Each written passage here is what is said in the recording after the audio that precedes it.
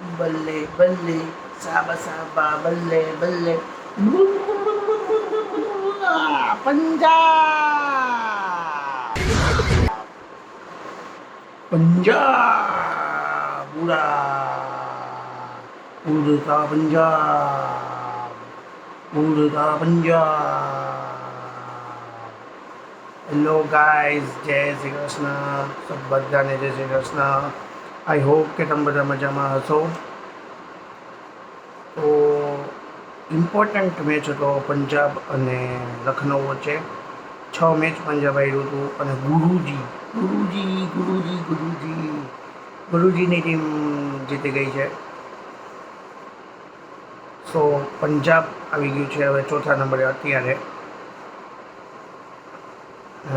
બહુ important match થવાનો છે આજનો, જે બપોરે રમવાનો છે મુંબઈ અને રાજસ્થાન. તો વિડીયો જોવાનું મિસ ન કરતા અંત સુધી વિડીયો જોતા રહ્યો. ફટાફટ વિડીયોને લાઈક કરી દો, ચેનલને સબસ્ક્રાઈબ કરી દો. શરૂ કરते हम आज का प्रोग्राम. जीत गए हैं भाई पंजाबी फैंस जीत गए हैं. તો ભાઈ કાલના મેચની આપણે ફટાફટ વાત કરી નાખીએ. તો કાલે મેચ હતો પંજાબ અને લખનઉ વચ્ચે અને લખનઉવાળાએ 196 રન માર્યા. એ લોકોએ કાલે અર્જુન તેંડુલકરને પણ રમાડ્યો હતો, મિચેલ માર્શને આરામ આપ્યો હતો, કારણ કે ટીમ બહાર નીકળી ગઈ છે એટલે ઓબ્વિયસલી ચેન્જીસ થાય. પંજાબવાળા માટે મસ્ટ વિન ગેમ હતી. અને જે પંજાબવાળાએ શ્રેયસ અય્યર, સરપંચ સાહેબ ઇન ધ હાઉસ, શ્રેયસ અય્યરે જે કાલે રન માર્યા છે ઓબ્વિયસલી ટીમને વિનિંગ સુધી લઈ ગયા છે. મેચ રોમાંચક થઈ શકત જો રિષભ પંતે અર્જુન તેંડુલકરની ઓવરમાં કેચ ના છોડ્યો હોત તો. ગ્રુપ ધ મેચ આપણે તો પહેલેથી કહીએ જ છીએ. સો પંજાબ આવી ગયું છે હવે 15 પોઈન્ટે. ટોટલી આશા એની આજે રહેવાની છે મુંબઈ ઉપર કે મુંબઈ આજે રાજસ્થાનને હરાવે. પંજાબને જીતવાથી કાલે દિલ્હી થઈ ગયું છે પહેલાં તો બહાર. કલકત્તા આવી શકે એમ છે, પણ કલકત્તાને 70 કે 80 રને જીતવાનું છે અથવા 200 રન 12 ઓવરમાં કરવાના છે, જે ઇમ્પોસિબલ છે. એટલે જે ટાઈ જે છે એ રાજસ્થાન અને પંજાબ વચ્ચે જ છે.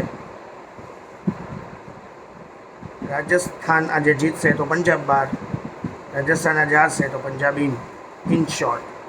કલકત્તા માટે તો બહુ અઘરું છે, પોસિબલ નથી. દિલ્હી નીકળી ગઈ છે. એટલે આજે આઈપીએલના 2 ઇમ્પોર્ટન્ટ મેચ છે જે બે તમારે જોવા જ પડશે. અને કાલના મેચની આપણે વાત કરીએ તો રિષભ પંતે જે કેચ મૂક્યો પ્રભસિમરન સિંહનો 20 રને, ત્યાંથી પ્રભસિમરન સિંઘે 70 રન માર્યા અને શ્રેયસ અય્યર તો ચોટી જ ગયો હતો. એલએસજીની બોલિંગમાં કોઈ જ દમ નહોતો. ગોયંકાજી માટે બહુ ખરાબ સિઝન દર વખતેની જેમ રેટ છે. તો તમે મને જરા કોમેન્ટમાં કહો કે કોણ આવવું જોઈએ, પંજાબ કે રાજસ્થાન? તમારું શું કહેવું છે મને જરાક મને કહો. સપોઝ આપણે ધારીએ કે પંજાબ ગુરુજી કે પંજાબ આવી જાય, ગુરુજીની પંજાબની ટીમ આજે ક્વોલિફાઈ થઈ પણ જાય, તો એને રમવાનું છે હૈદરાબાદ સામે. હૈદરાબાદવાળા દહીં નાખશે, કારણ કે ક્વોલિફાયર 1 જીટી અને આરસીબી વચ્ચે છે જ. જે વાત કરવાની છે એ હૈદરાબાદ સામે આવશે પંજાબ. જે પણ ટીમ ક્વોલિફાઈ થશે પંજાબ કે રાજસ્થાન, એને રમવાનું છે હૈદરાબાદ સામે. તો પેટ ક્યુમિન્સ તો સાયલેન્ટ કરાવી જ દેશે.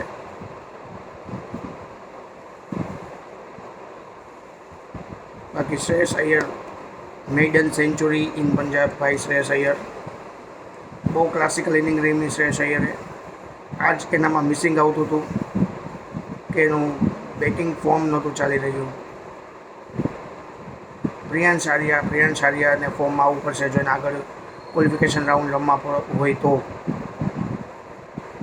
ફટાફટ આપણે વાત કરી નાખીએ આજના મેચની. આજે મેચ છે મુંબઈ અને રાજસ્થાન. પહેલો મેચ જે બહુ જ ઇમ્પોર્ટન્ટ છે. રાજસ્થાનને બાય હુક ઓર બાય ક્રુક ખાલી જીતવાનું છે. મુંબઈવાળા પોતાની પ્રતિષ્ઠા બચાવવા માટે આજે રમશે. હાર્દિક સર છે એટલે આપણે કંઈ કહી ન શકીએ, પણ આઈ સપોઝ કે મને એવું લાગે છે કે રાજસ્થાન જીતશે અને રાજસ્થાન ક્વોલિફાય થવું જોઈએ. પછી તો મેચ જોઈ એટલે ખબર પડે. ટીમ ચેન્જીસની વાત કરીએ તો સંદીપ શર્મા રાજસ્થાનમાં પાછો આવી શકશે એવું મને દેખાય છે. યશસ્વી જયસ્વાલ અને વૈભવ સૂર્યવંશીએ રમવું પડશે.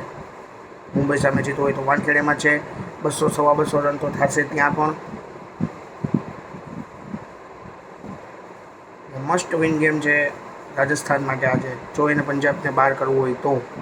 બાકી રાજસ્થાન હારી ગયો એટલે પંજાબ ઇન, તો રાતનો કાંઈ મેચ જોવાનો મતલબ જ નથી.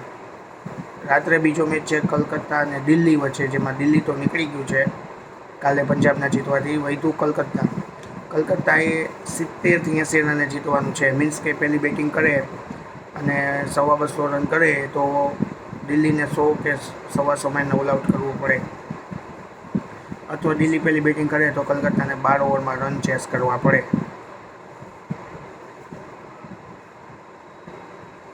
તો રાતનો મેચ એટલો બધો ઇમ્પોર્ટન્ટ નથી, કારણ કે એ પોસિબલ નથી. જે સ્કિનારીઓ જે છે એ બપોરનો મેચ છે, મુંબઈ વર્સિસ રાજસ્થાનનો, જે મુંબઈમાં રમાવાનો છે. તો ફટાફટ કોમેન્ટ કરો, તમને કોણ લાગે છે કે કોણ જીતશે આજનો ઇમ્પોર્ટન્ટ મેચ, અને કોણ આવશે ક્વોલિફાઈમાં, રાજસ્થાન કે પંજાબ? જે જીતે રમવાનું એના હૈદરાબાદ સામે જ છે હો. પંજાબ જીતે તો ગોગી પુત્ર, યાન્સન, આ બધા એના હૈદરાબાદના દાનવ ધબાધબી બોલાવશે. એટલે ગુરુજી તમે ખુશ ન થતા કે પંજાબ જીતે. આ રાજસ્થાન માટે આજે વૈભવ સૂર્યવંશીની ઇનિંગ બહુ ઇમ્પોર્ટન્ટ રહેશે. વૈભવ સૂર્યવંશી રમશે તો રાજસ્થાન મેચ જીતી જશે. મુંબઈવાળાની લાસ્ટ ગેમ છે એટલે મુંબઈવાળા પણ જોર લગાડીને રમશે કે ભાઈ સિઝનની એન્ડ છે એ સારી રીતે કરીએ. મને તો એવું લાગે છે કે રાજસ્થાન આવવું જોઈએ, રાજસ્થાન મેચ જીતવું જોઈએ, પછી ખબર નહીં. બાકી અત્યારે ગુરુજી ખુશ છે, उसकी પંજાબ જીત ગયા, બલ્લે બલ્લે બલ્લે.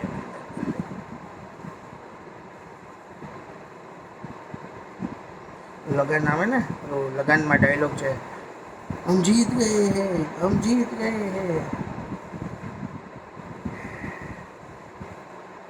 થોડોક અવાજ ખરાબ છે કારણ કે 2 દિવસથી તબિયત ખરાબ હતી, પણ વિડીયો તમારા માટે બનાવું છું તો ફટાફટ.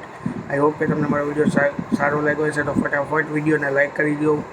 નવા લોકો ચેનલને સબસ્ક્રાઈબ કરી દો. મળીએ આપણે આવતીકાલે વધારે ખુલ્લેલા અવાજ સાથે. ત્યાં સુધી બધાને